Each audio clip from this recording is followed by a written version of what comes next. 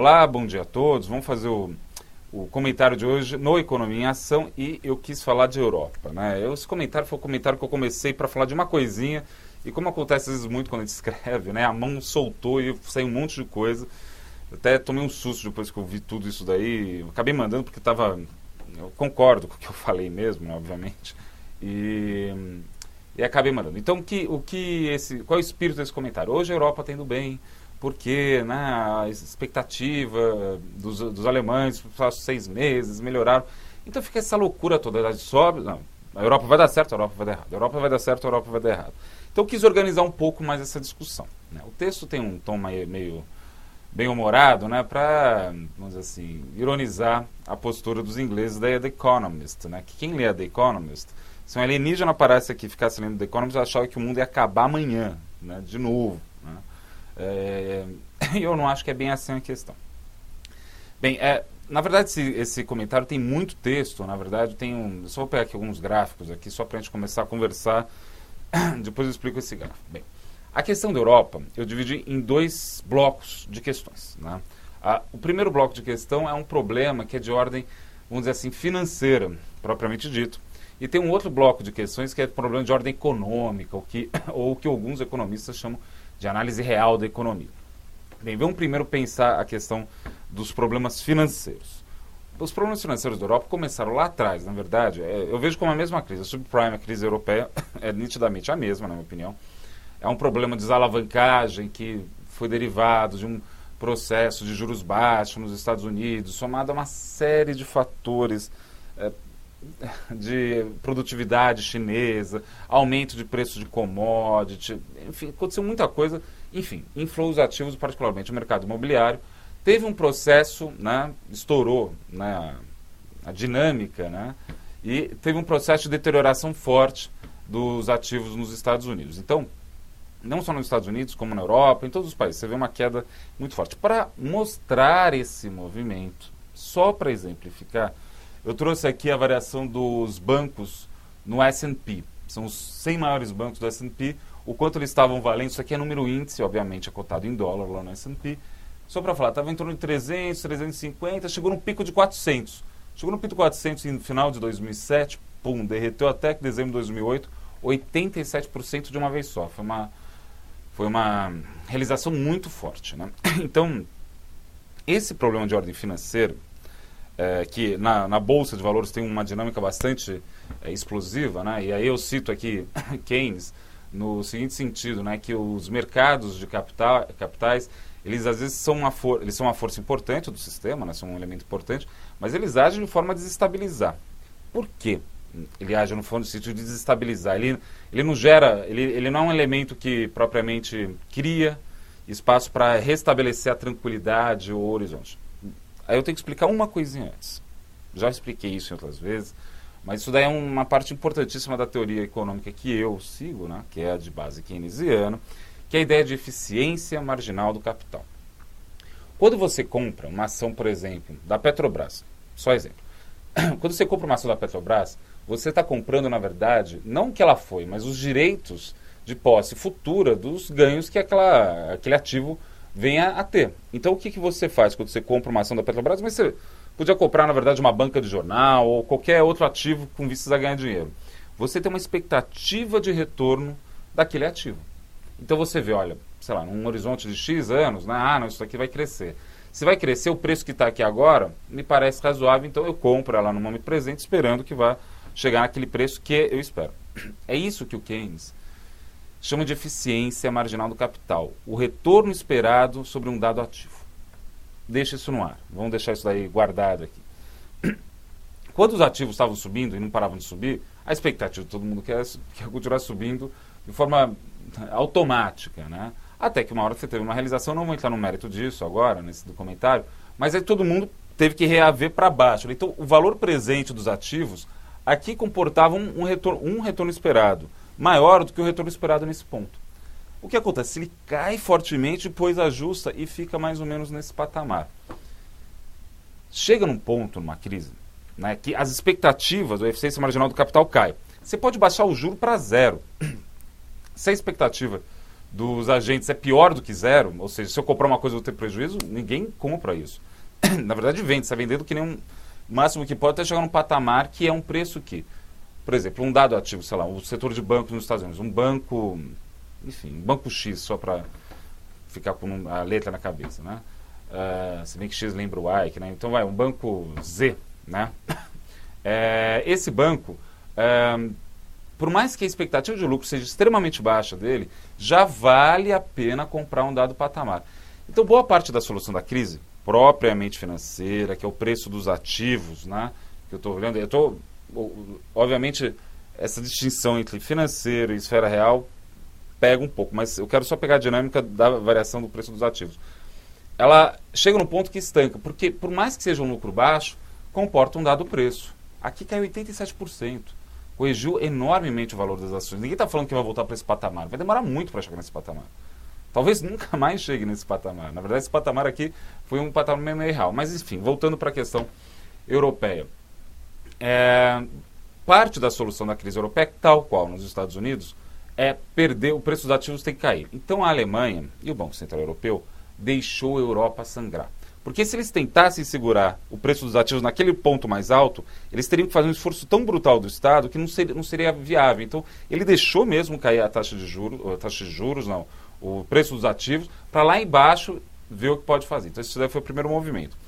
Dentro desse primeiro movimento, aconteceu uma coisa benéfica para o conjunto da Europa, que foi o euro derreter. Na verdade, todo mundo acreditava que o euro ia acabar, e quanto pior ficava para a Europa, o euro ficava mais fraco. Quanto o euro ficava mais fraco, a Alemanha e parte da Europa exportava. Quanto mais exportava, a produção industrial continuava. E esse processo foi extremamente benigno para a Europa, para a Alemanha em particular, então nem se fala. Só para trazer aqui, né, essa dinâmica, esse raciocínio que eu expliquei agora da zona do euro, é o que o Mantega chama de guerra cambial, e ele tem... Eu não concordo com ele plenamente, pelo seguinte sentido: não adianta nada ter o câmbio no lugar correto e a economia mundial no lugar errado. Imagina a Europa sobe os juros para deixar o câmbio no lugar que o Brasil quer, quebrava de vez, aí, enfim, aí seria o Deus nos acuda. Mas, sim, tem um efeito positivo. Por exemplo, a Dilma foi lá para a Europa agora e reclamou com a Angela Merkel de tsunami monetário. Enfim, não vou entrar no mérito muito do que a presidente disse. Mas saiu bem na época da visita da Dilma lá na Europa, o PIB do quarto trimestre da zona do euro, e o único fator positivo que puxou o PIB para cima foi o balanço comercial. Então ela não está também errada, né? Mas obviamente a Alemanha vai virar e falar: o que você quer que eu faça? Quer que eu suba os juros? Não vai ser assim, né? Então é uma forma de mostrar a indignação do Brasil, mas eu acho muito, muito pouco consistente, na medida que não tem muito o que fazer. Né? Então, por aí que eu vejo. Mas voltando ao raciocínio. Então, a primeira parte era deixar tudo cair para encontrar um piso. Na hora que encontrou um piso, eles tinham que resolver um problema, que era o problema da Grécia. Qual é o problema da Grécia? Porque a zona do euro, isso daí, quem acompanha meus comentários já há bastante tempo, desde 2009, pelo menos, eu falo, é do interesse da Alemanha e da França deixar a zona do euro conjunta. Eu não consigo imaginar, eles gastaram mais de uma geração, gastaram alguns bilhões de euros, ou de marcos, ou de francos, para unificar a Europa, né?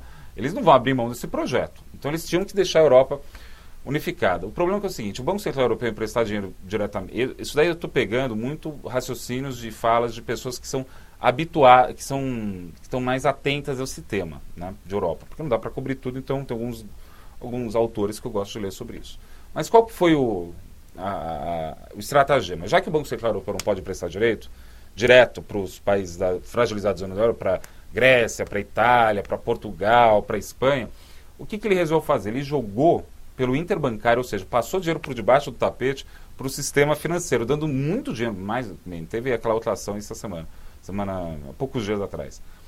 Joga dinheiro no interbancário, uma taxa muito barata, muito dinheiro, e ao mesmo tempo que dá esse dinheiro, ele recolhe esse dinheiro deixando como compulsório dentro dos bancos. Aí vem as regras de Basileia, que caíram com uma luva, porque ele dá dinheiro e ao mesmo tempo tira. Ele não deixa esse dinheiro ficar solto. Na verdade, é só para criar um colchão para os bancos. Aí ele deu esse dinheiro barato para os bancos. Os bancos vão lá e perdoam a dívida da da Grécia, nesse esquema. Então, os bancos perdoam e o Banco Central, por trás, dando um apoio, tira a culpa dos bancos desse processo todo. Então essa foi a dinâmica, foi muito bem arquitetado isso. Teve uma adesão forte ao sistema, ao calote organizado da Grécia, porque a Angela, eu tenho certeza que o alto escalão da cúpula o alto escalão da União Europeia estava envolvido diretamente. Deve ter chegado para os bancos falando, olha, vocês vão ter que aceitar isso. Não teve aqueles testes de estresse lá atrás? Você lembra que a gente viu? Tem teste de estresse, teve um, teve dois. Na hora que eles fizeram os testes de estresse, eles viram onde estava o problema, falaram, vamos isolar esse problema e vamos resolver isso lá na frente, depois que tiver mais ou menos feito algumas coisas. Entre elas, até tirar o Berlusconi, que o Berlusconi na Itália dá um problema danado. Enfim, isso é uma parte do problema. Que o problema financeiro, que eu acho que foi estabilizado. Eu acho que não tem como cair muito mais desse patamar. Imagina que isso daqui é um exemplo para todos os ativos ao longo dessa crise. Caiu, está aqui. Não tem mais como imaginar uma queda muito acentuada. Acho que tem outro gráfico aqui que pode ajudar a gente a pensar isso. Bem, isso daqui, vou deixar aqui, depois a gente fala.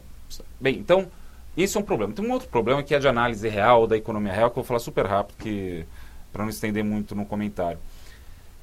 Existe um problema que vai ser resolvido ao longo dos anos na Europa, né? O salário do trabalhador europeu, aí vou colocar desse jeito, a produtividade de um trabalhador europeu caiu muito em relação à produtividade de um trabalhador chinês. O benchmark do trabalhador no mundo inteiro é a China. Então vai ter que ter um ajuste na renda real do trabalhador europeu para o trabalhador chinês. Então, na hora que o trabalhador europeu está caindo, o trabalhador chinês vai subir um pouco mais. E isso daí pode gerar uma situação de equilíbrio, mas no médio e longo prazo. A nossa esperança é que, nesse processo, a produtividade da economia não retire bens em termos reais dos europeus. Mas os europeus, vamos pensar, eles já fizeram boa parte das escolas, para não dizer que fizeram todas, fizeram os museus, fizeram as bibliotecas, eles já têm uma estrutura ali montada muito boa. Né? O que a gente precisa fazer, na verdade, é que os outros países façam isso e meio que emparelhem. Né? Obviamente, a Europa vai passar por um processo de ajuste, mas não dá para imaginar que vai sumir no mapa. Né? Não tem muito como pensar isso. Então, esse ajuste da eficiência do trabalhador europeu vai acontecer ao longo de anos, talvez uma década, né, para chegar num patamar. E a gente vai ver os emergentes emergirem mesmo. É essa que é a dinâmica que a gente tem que perceber. Só para falar de algumas coisas, não, vai acabar, está afundando os Estados Unidos, Europa. Vendas no varejo nos Estados Unidos, olha só, saiu o último dado hoje. Passou muito do topo do anterior no pré-crise, né? Então, também não é assim tão desesperador. Ele está encontrando algumas notícias que são propriamente mais positivas. Deixa eu ver aqui qual é o outro gráfico. Bem, isso daqui é para falar da taxa de juros, né? Mas não... A única coisa... Deixa eu falar rapidamente isso aqui. Isso aqui... Então, vendas no varejo veio bom nos Estados Unidos. Isso daqui, em vermelho, é a taxa de juros, a meta do Fed Fund, da Selic deles, né?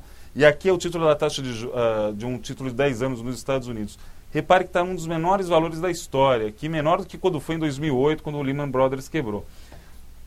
Quando esse dinheiro quiser sair do tapete, porque está tudo debaixo do tapete, passaram por debaixo do tapete, está indo debaixo do tapete. Então, ou seja, quando esse dinheiro quiser sair, o que o Banco Central dos outros países vão fazer para não fazer essa liquidez inundar e criar muito mais bolha? Começa a subir a taxa de juros de novo e retira esse dinheiro de circulação. Então, esse é o meu cenário, que eu acredito mais provável. Em relação à Europa, a gente já viu muita coisa, muita bateria. Sugiro cuidado. Eu não consigo ver a Europa afundando ainda mais. Acho que chegou num ponto que os ativos já estão no preço mínimo possível. Bem, esse foi a Economia em Ação de hoje, uma Economia em Ação longo, muitos detalhes eu falei. Leiam o texto e venham falar comigo. Né? Tem muita coisa aqui que é passivo de discordância, de não acertar um ponto ou outro. Mas é a minha visão, né? O economista tem a missão de falar e se expor, né? A gente não pode ficar em cima do muro.